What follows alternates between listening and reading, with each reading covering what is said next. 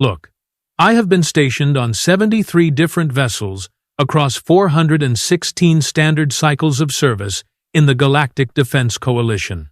I have seen things that would make your sensory organs leak fluids.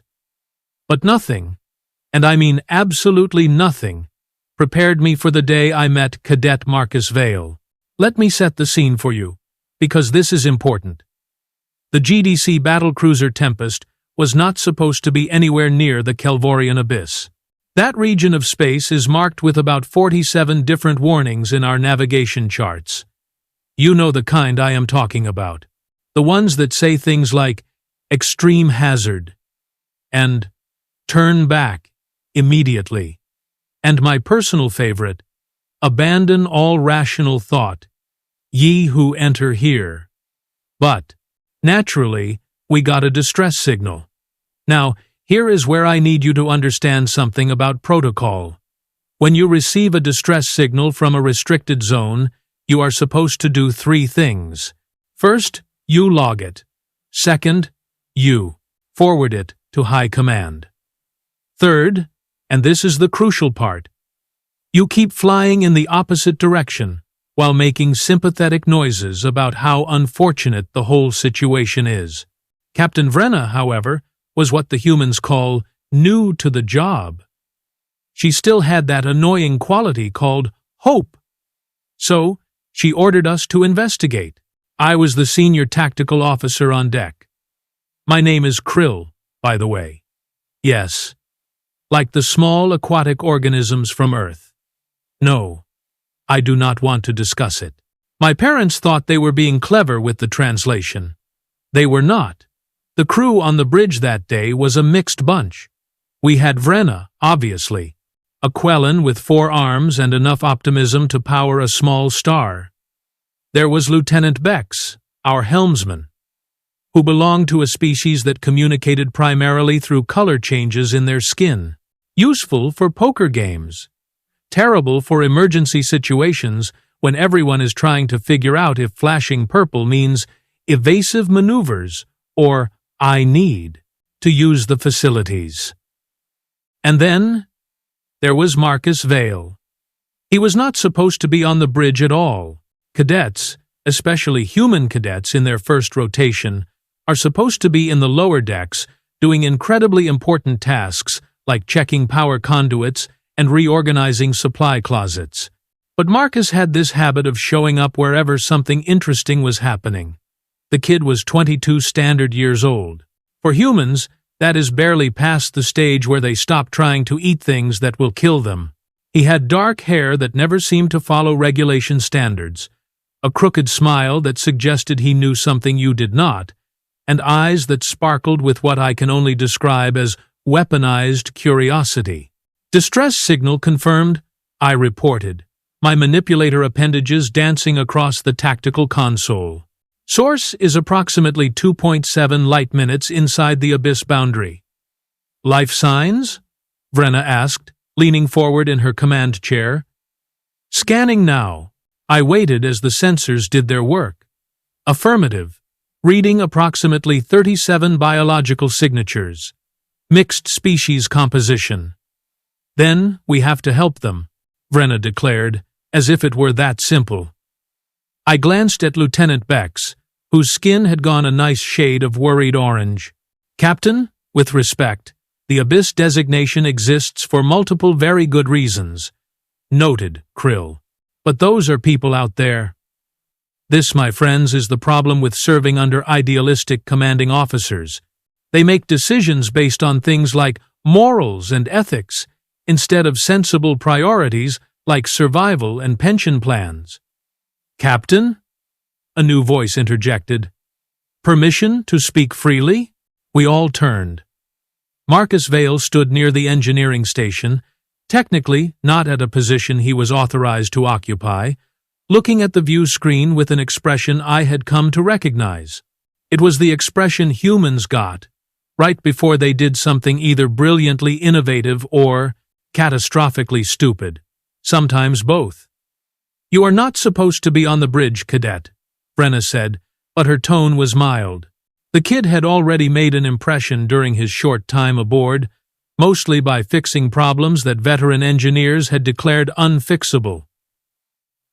I know, Captain, but I have been studying the Kelvorian Abyss since we entered this sector. I think I know what is in there. Now, he had everyone's attention. The Abyss was one of those mysteries that made xenobiologists wake up in the middle of their sleep cycles, screaming. Ships went in. Ships did not come out. The few probe drones we had sent returned corrupted data, and something that looked like teeth marks on their hulls. "Go ahead, Cadet," Vrenna said. Marcus stepped forward, his movements carrying that peculiar human confidence that borders on arrogance, but somehow avoids crossing the line. The Abyss is not a natural phenomenon. It is a territory.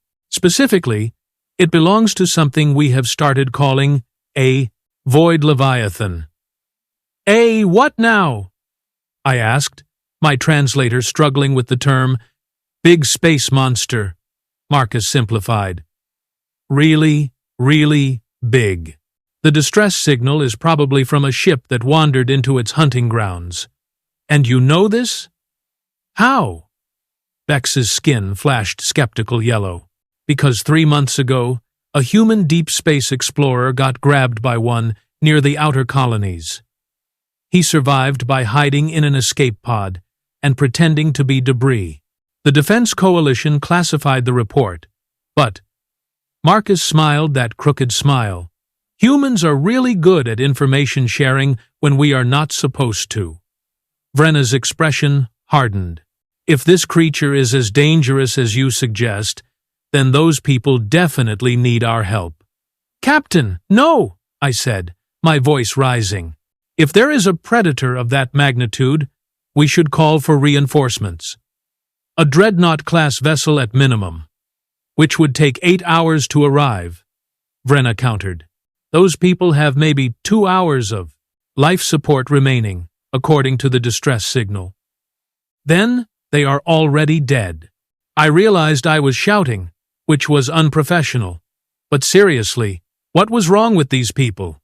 We show up? This Leviathan thing attacks us.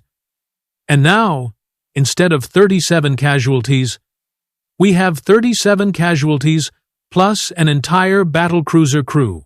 The mathematics is not complicated. "Krill has a point," Bex offered, his skin now a nauseated green. "Noted," Vrenna said. "But I am not leaving people to die if there is any chance of rescue.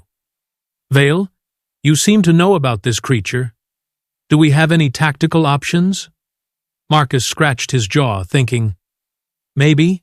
The explorer who survived said the Leviathan hunts by sensing electromagnetic emissions.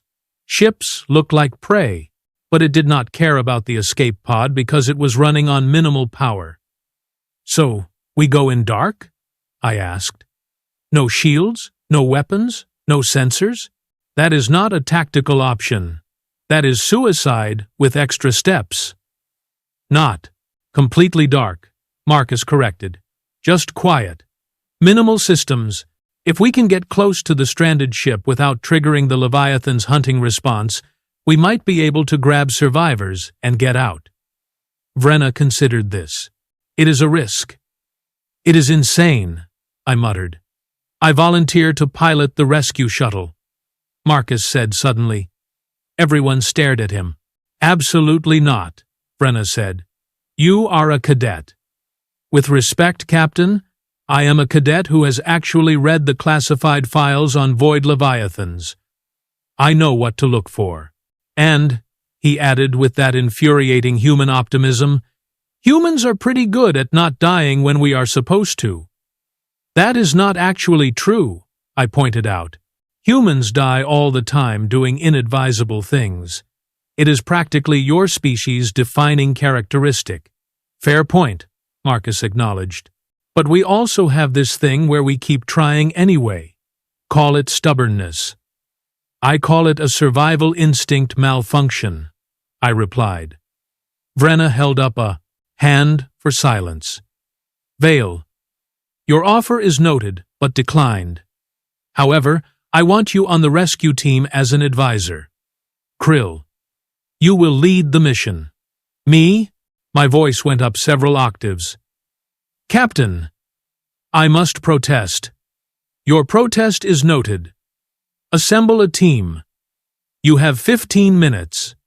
And that, ladies and gentlemen, and various other sapient classifications, is how I ended up in a shuttle with 3 security personnel, 1 terrified engineer named Alex, and 1 insanely calm human cadet, heading into one of the most dangerous regions of known space. The rescue shuttle was designed for quick extractions. It had minimal armaments, decent shields, and engines that could push it to impressive speeds if you did not mind the risk of turning your internal organs into soup. As per Marcus's suggestion, we powered down everything except life support and basic propulsion. This is a terrible idea, I announced to no one in particular as we detached from the Tempest. Could be worse, Marcus said, from the co-pilot seat. He was not supposed to be in the co-pilot seat. He was supposed to be in the back with the security team. But the kid had this way of being wherever he decided he needed to be. How, exactly, could this be worse? Well, we could be doing this without knowing about the Leviathan. That does not make me feel better, Cadet. Not trying to make you feel better, sir. Just pointing out that knowledge is power and all that. I guided the shuttle toward the coordinates of the distress signal. The abyss looked peaceful on visual sensors. Just empty space with a slightly unusual amount of background radiation, but my threat assessment training was screaming at me that we were flying into something's mouth. How big is this creature supposed to be? Alex asked from the engineering station, their voice trembling. Big? Marcus said unhelpfully. The explorer's report estimated at least 3 kilometers in length. 3 kilometers? I felt my circulatory fluid run. Cold. And we are flying a shuttle that is 40 meters long. Think of us as not worth the effort, Marcus suggested. A snack that is too small to bother with. That metaphor is not helping. We flew in silence for several minutes. The stranded ship appeared on sensors. It was a civilian transport vessel, Draxian registry, listing badly and venting atmosphere from multiple hull breaches. Life signs confirmed, I reported. 37 individuals, clustered in the aft section. That is the only area still holding pressure. Can we dock? Marcus asked. Negative. Docking port is destroyed. We will need to use magnetic clamps and cut through the hull. That is going to make noise, Marcus observed. Yes, Cadet. Thank you for that brilliant tactical insight. I maneuvered the shuttle alongside the damaged transport, matching its slow tumble. The security team, led by a Korvax named Dren, prepared their cutting equipment. Make it fast, I instructed. The sooner we are out of every place here, the better. Dren nodded, his species equivalent of acknowledgement, and the team moved into the airlock. Through the external cameras, I watched them attach the cutting torch to the transport's hull. Krill, Marcus said quietly, kill the engines. What? Kill the engines. Right now. Something in his tone made me comply without arguing. The shuttle went completely silent except for life support. Why did I just do that? I whispered. Marcus pointed at the sensor display. Because that is not an asteroid. I looked. There, on the very edge of our limited sensor range, was a mass, a big mass, a mass that was moving. Oh, sweet, merciful void, I breathed. The thing that emerged from the darkness was not something my brain wanted to process. Imagine taking everything terrifying about deep ocean predators from Earth, the ones with too many teeth and eyes that reflected light in ways that should not be possible, and then scaling it up to the size of a space station. The Void Leviathan had a body that seemed to shift and flow, as if it existed partially outside normal space. Its skin, if you could call it that, was a black so absolute It made the surrounding space look bright. And the eyes. Multiple eyes, dozens of them, each one glowing with a bioluminescent light that pulsed in patterns that hurt to watch. "Do not move," Marcus whispered. "Do not even breathe loud." "I am not sure I am breathing at all," I replied. The Leviathan drifted past our position, impossibly huge, impossibly silent. It was hunting, looking for the electromagnetic signature of active ships, looking for prey. It moved toward the damaged transport, toward my security team, who were currently cutting through the hull with equipment that was absolutely screaming on the electromagnetic spectrum. "We have to warn them," I said. "Can't," Marcus replied. "Any transmission will draw its attention. Then they are going to die. Not if we distract it." I turned to look at him. "What?" Marcus was already moving, heading toward the shuttle's equipment locker. "We need to give it something else to chase. Something loud." "Cadet? What are you doing?"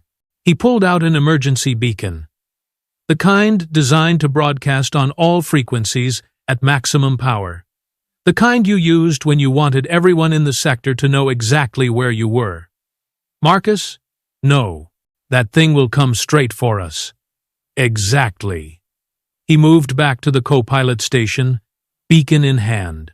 "I am going to go outside, activate this thing about 200 meters from the shuttle, and then use my thruster pack to get back before it arrives." "That is the stupidest plan I have ever heard. You got a better one?" "I did not."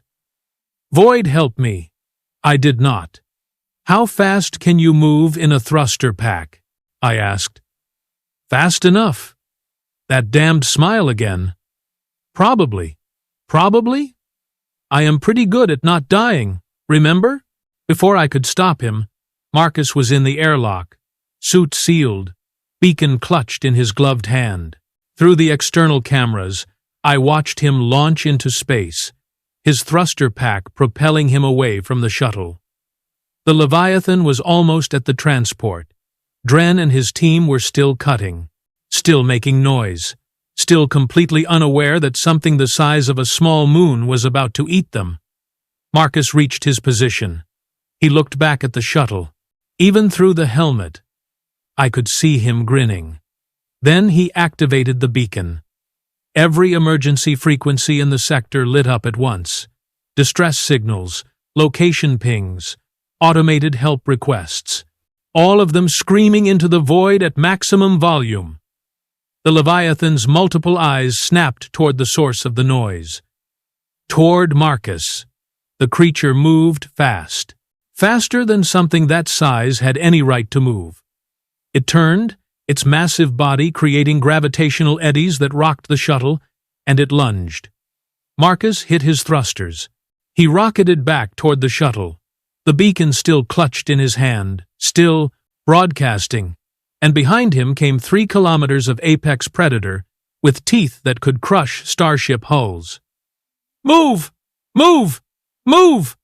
I was shouting at the view screen. Marcus covered the distance in what felt like hours, but was probably seconds. The Leviathan was right behind him, its mouth opening.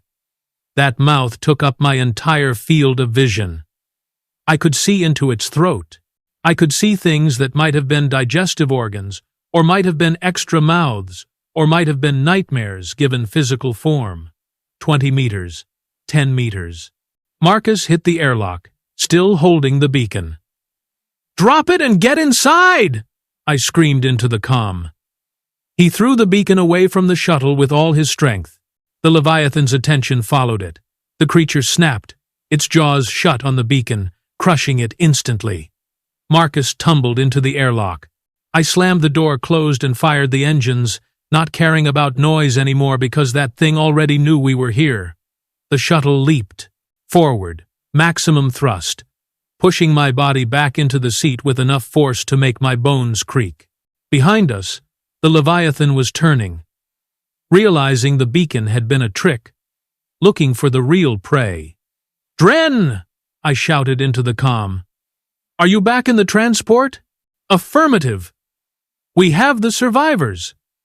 Then seal up and run. We are getting out of here. Both vessels accelerated away from the Leviathan, which roared. I say roared, even though sound does not travel in space, because that is the only word that fits what that creature did. It was a sound that traveled through hull plating and vibrated in your bones and made you understand, on a primal level, that you were prey. But we had a head start, and the Tempest was already moving to meet us, shields up, weapons hot, ready to provide cover fire if needed. The Leviathan pursued for several minutes, then stopped at the boundary of the abyss, as if it knew that was the edge of its territory, as if it was intelligent enough to let us go this time but remember us for next time. We docked with the Tempest, and I sat in the pilot's seat for a long moment, waiting for my appendages to stop shaking.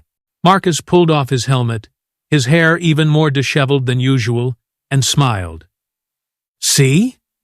Not dead. You, I said slowly, are either the bravest individual I have ever met or the most malfunctioning. Why not both? Why not both? Captain Vrenna's voice came over the comm. All teams report. Casualties? None, Dren replied. All 37 survivors recovered. Minor injuries only. Shuttle team? We are intact, I said. Thanks to Cadet Vale's improvised and utterly insane distraction maneuver. Noted. Return to the ship. We will debrief in 30 minutes. As we moved toward the docking bay, I looked at Marcus. You know they warned us not to fight that thing. He grinned. Good thing I didn't fight it then. Just ran away really fast.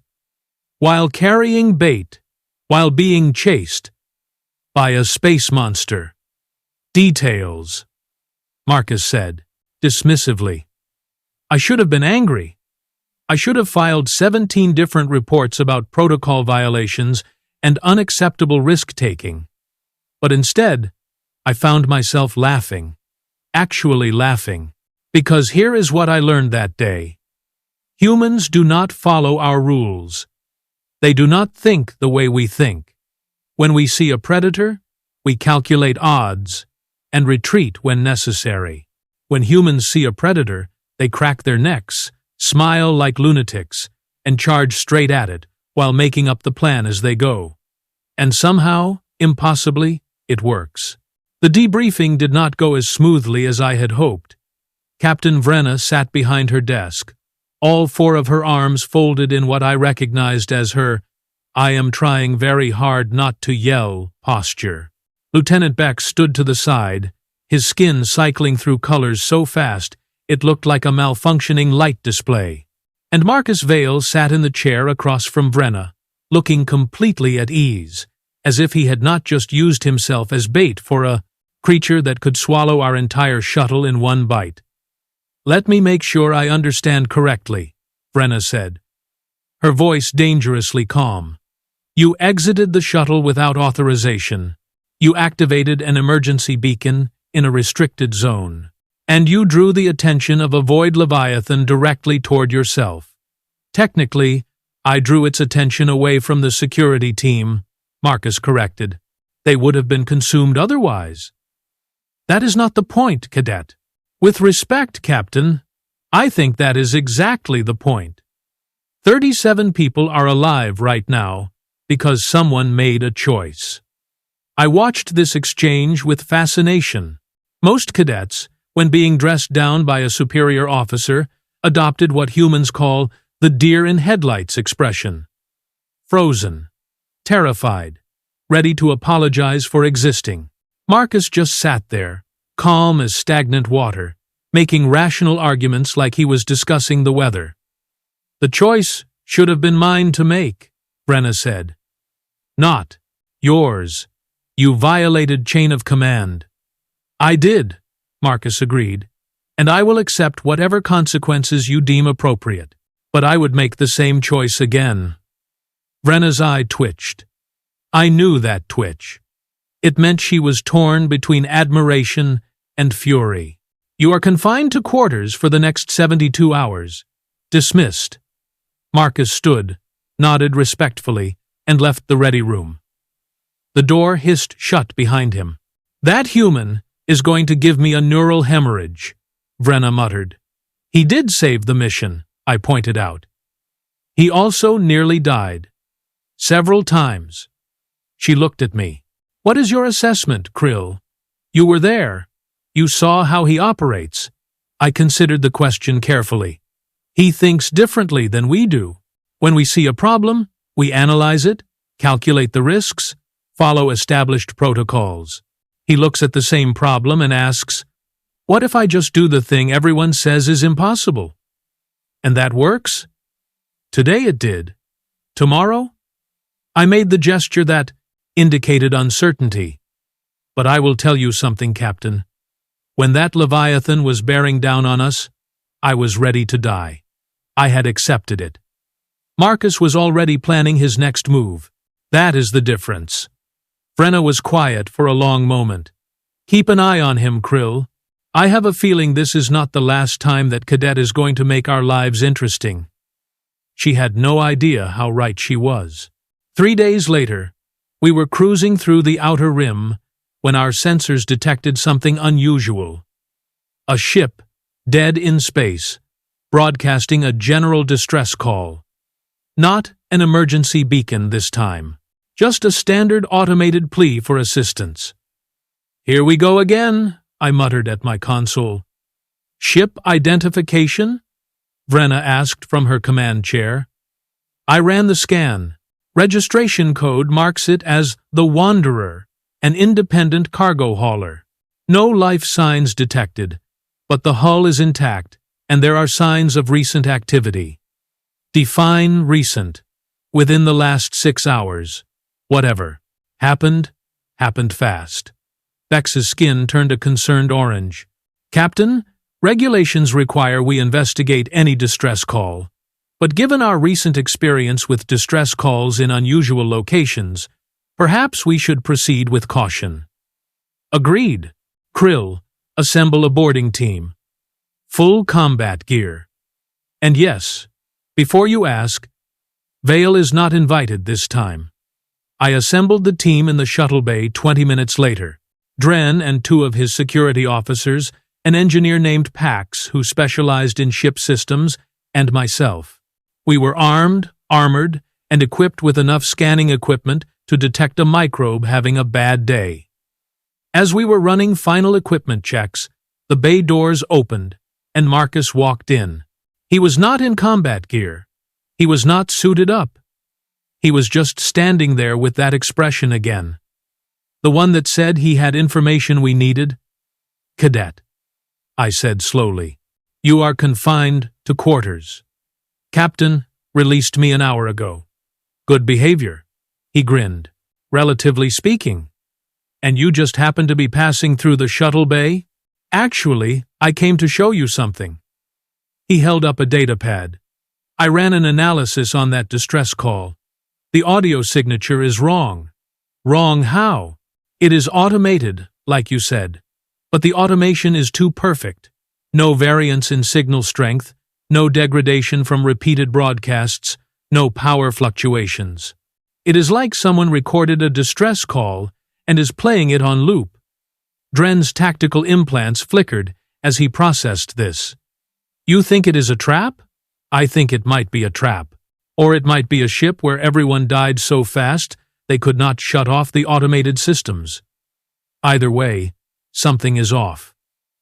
I looked at Pax. Can you verify this? The engineer took the datapad, studied it for a moment, then nodded. The cadet is correct. This signal is artificially maintained. Pirates? I suggested. Set up a fake distress call, wait for a good Samaritan to show up, ambush them? Possible, Marcus said.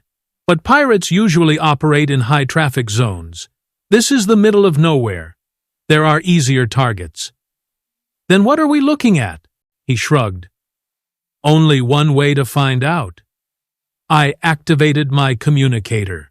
Captain, we have a situation. After explaining Marcus's findings, Vrenna made the decision I knew she would make. We were going in anyway, but with increased precautions. And yes, Marcus was coming along, because apparently the universe had decided I had not suffered enough stress for one rotation. The boarding team now consisted of 6 individuals instead of 5. We approached the Wanderer cautiously. Weapons charged, sensors at maximum. The ship looked normal from the outside. A little battered, a little old, but functional. The kind of vessel you saw 1,000 times in any port. We docked at the main airlock. Pax interfaced with the door controls while the rest of us formed a defensive perimeter. Airlock is functional, Pax reported. Atmosphere inside reads as breathable. Temperature is normal. No obvious hazards. Obvious being the key word, I muttered. The airlock cycled open. We entered in formation, weapons ready, scanning everything. The interior of the ship was dark, except for emergency lighting. Our helmet lamps cut through the gloom, illuminating corridors that were empty and silent. "This is wrong," Dren said quietly. "If the crew died, there should be bodies. If they evacuated, there should be signs of struggle or haste. This looks like everyone just vanished." We moved deeper into the ship, checking compartments one by one. Crew quarters, intact but empty. Galley, with food still on the tables. Engineering, with systems running on standby. It was like walking through a ghost story. "Cargo bay," Marcus said, pointing to a sealed door. "We should check there." "Why the cargo bay?" I asked. "Because if I were running a trap, that is where I would spring it. Big, open space, multiple entry points. Easy to control." "That is very reassuring, Cadet." We approached the cargo bay doors. Pax overrode the lock, and the doors slid open with a hydraulic hiss. The bay was not empty. In the center of the space, suspended in some kind of stasis field, was a creature. Not a Void Leviathan this time, thank the merciful stars, but something equally concerning. It was roughly humanoid in shape, about 3 meters tall, with skin that looked like it was made from living metal. Its eyes were closed, and I could see circuitry patterns glowing faintly beneath the surface of its body. "What, in the name of all existing deities, is that?" I whispered. Marcus moved closer, his scanner active. "Synthetic. But not any design I recognize. This is old tech. Really old. Pre-coalition old." "Is it active?" Dren asked, his weapon trained on the creature. "The stasis field is degrading," Pax reported from a control console. "It is losing power. Has been for hours. How long before it fails completely?" "Minutes. Maybe less." I made a command decision. "We need to leave. Right now. Back to the shuttle." "Wait," Marcus said, still studying his scanner. "Look at this. The stasis field is not failing naturally. It is being deliberately shut down. Someone programmed it to release this thing. Then, we definitely need to leave. That is not our problem. Krill, if that thing wakes up and attacks other ships, that becomes everyone's problem." He had a point. A terrible, inconvenient point. "What are you suggesting?" "We reinforce the stasis field.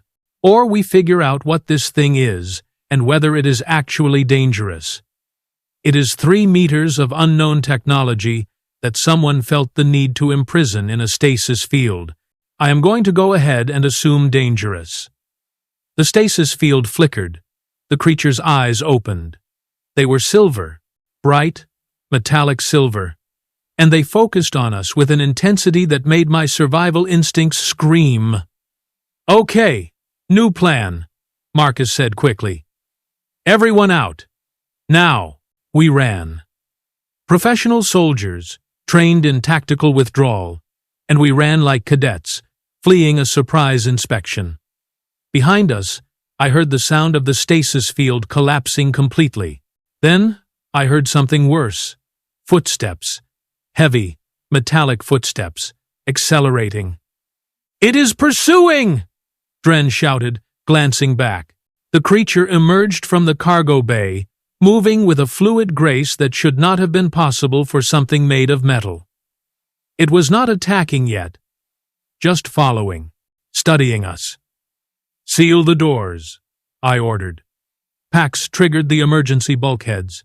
Heavy blast doors slammed down between us and the creature. We heard it impact the doors once, twice, and then the metal began to glow red as it cut through. "That is not going to hold," Marcus observed. "Thank you for that tactical assessment," I snapped. "Alternative suggestions would be welcome. Split up, make it choose a target, then circle back and trap it.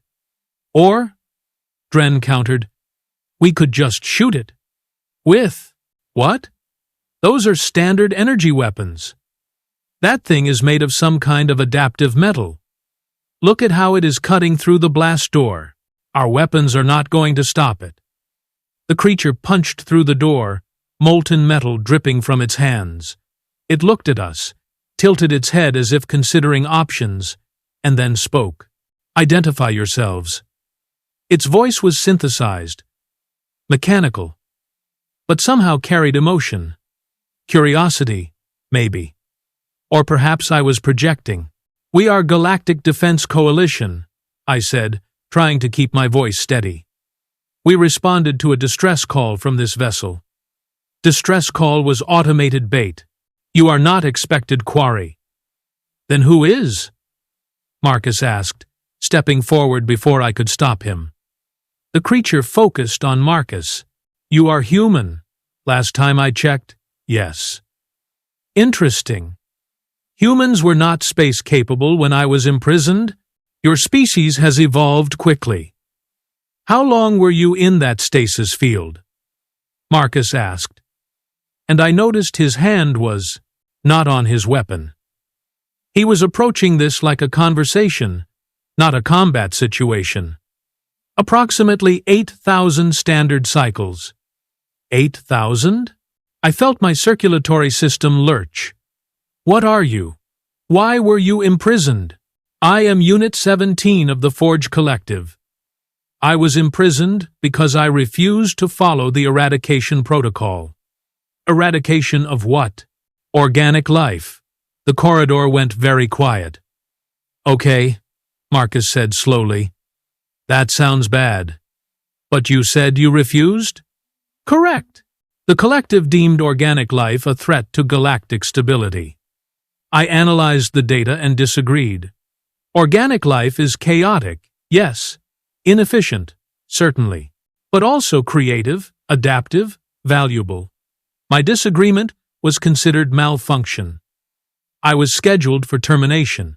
I chose exile instead." "Someone imprisoned you for 8,000 years because you did not want to commit genocide?" I asked, trying to process this. Simplified, but accurate. "And the others? The rest of the Forge? Collective? Unknown. I have been offline for millennia. But if they are still functional, they are still following the eradication protocol." Dren raised his weapon. "Then you are a threat. Your kind wants to eliminate us." "My kind wanted to eliminate you." Past tense. "I do not know what they want now, but I know what I want." "Which is?" Marcus asked. "Freedom. Information. Perhaps, if circumstances allow, atonement." I looked at Marcus, who looked at Dren, who looked at Pax, who looked back at me. We were having an entire conversation with just expressions. The expressions all said, "What do we do with this?" "Captain Vrenna is going to love this," I muttered. We escorted Unit 17, who insisted we call it 7 for convenience, back to the Tempest. It came willingly, which was good, because I was not sure we could have forced it to do anything it did not want to do. Captain Vrenna's reaction was about what I expected. She stared at the 3-meter-tall synthetic entity, standing in her shuttle bay, surrounded by a dozen armed security personnel, and then looked at me with an expression that said, "Explain this." I explained. The fake distress call, the stasis field, the Forge Collective and their eradication protocol, Seven's refusal to participate, and subsequent imprisonment. "And you brought it aboard my ship," Brenna said flatly. "It was either that or leave it on a derelict vessel where it could potentially be found by someone less prepared to handle the situation," I replied. "Or we could have shot it and been done with the problem." "With respect, Captain, that thing punched through blast doors. I am not convinced our weapons would have been effective." Seven, who had been standing silently throughout this exchange, spoke up. "Your tactical officer is correct. Your standard armaments would require sustained fire for approximately 17 minutes to compromise my core systems. I could neutralize your entire security team in 4 minutes and 30 seconds. Everyone in the bay raised their weapons. However, Seven continued calmly, "I have no intention of doing so. I am proposing cooperation instead." "Cooperation?" Brenna's arms folded. "All 4 of them. Why would we cooperate with a synthetic entity designed to eradicate organic life?" "Because I have information you need. The Forge Collective built me 8,000 years ago. If they are still active, they represent a threat to every organic species in the galaxy. I know their tactics, their technology, their weaknesses. I can help you prepare." "In exchange for what?" "Asylum. A chance to exist without persecution. Perhaps eventually, a purpose beyond mere survival." Marcus, who had been quiet up until this point, spoke up. "Captain, can I make a suggestion? This should be good. Seven has been alone for 8,000 years, imprisoned for refusing to harm organic life. That is not the profile of a threat. That is the profile of someone who made a moral choice and paid the price for it." "Your point, Cadet?" "My point is that humans understand what it is like to be judged for what we might do instead of what we have done. Every species in the Coalition was nervous when we joined. They looked at our history, our wars, our tendency toward violence, and they wondered if we were a threat. But you gave us a chance, anyway. Maybe Seven deserves the same." Brenna was quiet for a long moment. "You are surprisingly eloquent when you want to be, Vale." "I have my moments, Captain." She turned back to Seven. "I cannot grant asylum. That decision requires high command approval. But I can transport you to Coalition headquarters, where you can make your case officially. You will be under guard at all times. Any sign of hostility, and we will do whatever it takes to stop you, regardless of how long it requires. Understood? Understood. And accepted." "Thank you, Captain." That night, I found Marcus in the observation deck, staring out at the stars. He had a cup of that horrible human beverage called coffee in his hand. I had tried it once. It tasted like someone had dissolved panic and regret into liquid form.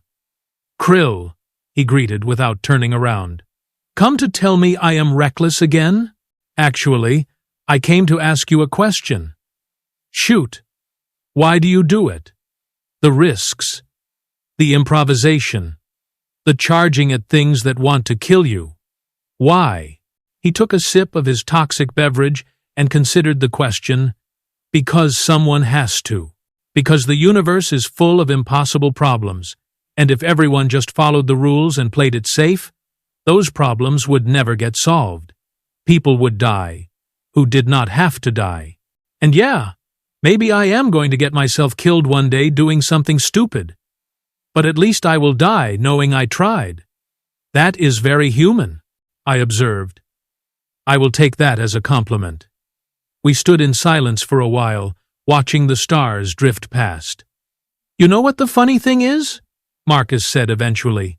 "Everyone keeps warning me about the things I should not fight, should not approach, should not try to help. and they are probably right.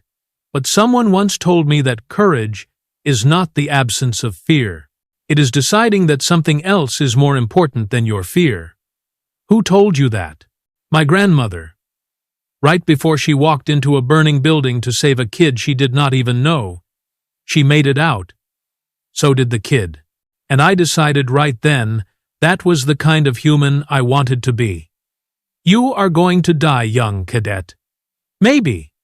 Or maybe I am going to live long enough to change how things work, to show people that sometimes the right answer is not the safe answer. I made a sound that was part laugh, part sigh. You humans are going to give the entire coalition gray fur. Hey, at least you will all have interesting stories to tell. 3 weeks later, High Command granted 7 provisional asylum, pending a full investigation into the Forge collective threat. 7 was assigned to a research facility where it could share its knowledge while being monitored. Marcus Vale received a commendation for his actions during the Leviathan rescue, along with a formal reprimand for his unauthorized actions. He seemed equally pleased with both. As for me, I requested a transfer, not because I wanted to get away from Marcus. Actually, the opposite. I requested to be assigned as his supervising officer for the duration of his cadet rotation. Captain Vrenna asked me if I was sure. I told her that someone needed to keep that human alive long enough to graduate. Might as well be me. She approved the transfer, then looked at me with what might have been sympathy. You know he is going to make your life difficult, right? Captain, I replied, I just helped a human use himself as bait for a Void Leviathan. And then I brought an 8,000-year-old synthetic entity aboard our ship, because that same human asked nicely. Difficult does not even begin to describe it. And yet, you volunteered anyway. Someone has to keep him alive, I said. And apparently, I am stupid enough to think I can. Or brave enough, Vrenna suggested. I thought about that. Bravery, stupidity. In human terms, they often looked remarkably similar. Maybe that was the lesson here. Maybe that was what Marcus had been trying to show us all along. That sometimes the line between courage and foolishness was less important than the willingness to step over it when people needed you. As I left the ready room, I passed Marcus in the corridor. He was heading to the simulator room, probably to practice some new inadvisable maneuver that would give our flight instructors panic attacks. Hey, Krill, he called out. I heard you requested to be my supervisor. Do not let it go to your head, cadet. Too late. I am already planning all the impossible things I am going to drag you into. I have no doubt, he grinned. That crooked, confident grin that suggested he knew something the universe did not. This is going to be fun. Your definition of fun is deeply concerning. Yeah, but you would not have it any other way. The terrible thing was, he was right. Somewhere between the Void Leviathan and the synthetic entity and all the chaos that surrounded this human like a personal weather system, I had realized something. Life with Marcus Vale was unpredictable, dangerous, and frequently terrifying. It was also never boring. And after 416 cycles of routine patrols and standard procedures, boring had started to feel like a prison of its own.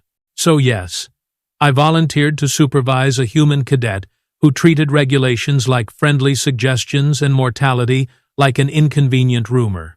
I volunteered to be present for whatever impossible situations he would inevitably find or create. Because here is what I learned. The universe warned us not to fight certain things. But Marcus Vale cracked his neck, smiled like he had already won, and charged anyway. And somehow, against all logic and probability, it worked. Someone once asked me if I believed in miracles. I said no. Miracles required divine intervention, and I was a rational being who believed in data and evidence. But after serving with Marcus Vale, I had to reconsider.